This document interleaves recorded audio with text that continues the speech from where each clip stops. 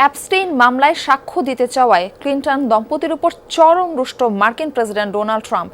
নতুন নথি প্রকাশের পর মার্কিন কংগ্রেসের তদন্তে সাক্ষ্য দেওয়ার আহ্বানে সাড়া দেন যুক্তরাষ্ট্রের সাবেক প্রেসিডেন্ট বিল ক্লিন্টন ও সাবেক পররাষ্ট্রমন্ত্রী হিলারি ক্লিন্টন।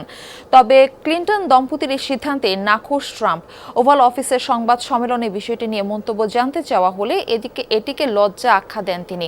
ক্ষোভ প্রকাশ করে বলেন, তাকে জেলে পাঠাতে চেয়েছিলেন ক্লিন্টন। নিজেকে নিষ্পাপ বলেও দাবি করেন মার্কিন প্রেসিডেন্ট।